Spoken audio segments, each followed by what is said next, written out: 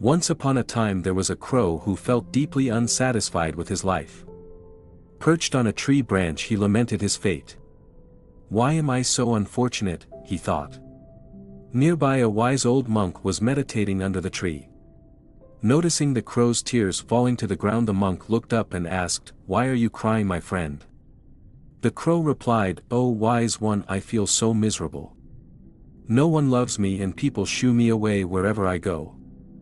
I am unwanted and my life is full of suffering. How can I ever be happy?" The monk listened carefully and then gently said, "We should all learn to be content with our lives. Happiness comes from within, not from changing our circumstances." But the crow was unconvinced. He believed that his life would only improve if he could be someone else. The monk smiled and said, "If you truly wish to be someone else, tell me and I will help you with my powers. But before I do, I ask you to visit the creature you wish to become and see if they are truly as happy as you think." The crow was overjoyed. "Please make me a swan. They are so elegant and loved by all." The monk agreed. "Go ask the swan if he is happy with his life. Then come back to me." The crow flew off and soon found a swan gliding gracefully on a lake. "Oh swan," the crow exclaimed, "you are so beautiful and admired by everyone. You must be the happiest bird alive." But the swan sighed and said, "I may look beautiful, but I am not truly happy.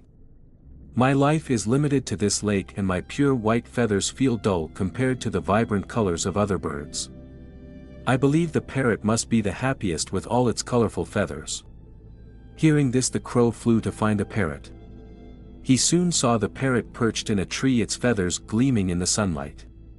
"Parrot, you are so colorful and lively. Surely you must be the happiest bird in the world." But the parrot shook its head sadly. "No, my friend, I am not happy. People put me in cages because they love my colors so much and I live in constant fear of losing my freedom. I think the peacock with its majestic feathers must be the happiest bird." Determined, the crow flew off in search of a peacock. He found one in a zoo surrounded by admiring visitors. "Peacock," the crow called, "you are so admired by everyone. You must be the happiest bird on earth." But the peacock sighed deeply and said, "People come to see my beauty every day, but I am trapped in this cage because of it. They take my feathers for decorations and my freedom is gone. Despite my beauty, I long for the freedom you have. You, dear crow, are not bound by any cage. You can fly wherever you please. In my eyes you are the happiest bird." The crow was stunned. He had never thought of himself as fortunate. Realizing the wisdom in the peacock's words, he flew back to the monk feeling lighter and happier than ever before. The crow landed by the monk and said, "Oh wise one, I no longer wish to be anyone else. I am happy just being myself." The monk smiled knowingly. True happiness lies in appreciating what you have rather than constantly comparing yourself to others. And from that day forward the crow soared through the skies with joy, embracing his life just as it was. The moral of the story: we often make unnecessary comparisons with others and fail to appreciate what we have. Happiness comes not from being someone else but from accepting and cherishing who we are. To stop comparing yourself with others, you first need to understand that people in society come from different backgrounds and life situations. As we interact with others, we often unconsciously begin to compare. This comparison is not entirely harmful. Sometimes it can motivate us to strive for a better life. For instance, athletes compare themselves with others to improve their training and abilities, and such comparisons can be positive. However, many times comparisons lead to frustration and disappointment. This is especially true with social media, where we see others showcasing their lives, their clothes, and their fun activities. Without realizing it, we compare their happiness with our own problems, which can leave us feeling unsatisfied and anxious. Studies have shown that people who spend long periods on social media have a higher chance of experiencing social stress, depression, and mental strain due to this negative comparison. To break this cycle, we must understand that everyone is unique. You cannot be someone else, but you can become the best version of yourself. Instead of competing with others, we should battle our own weaknesses, improve our shortcomings, and develop our strengths. This internal struggle is key to personal growth.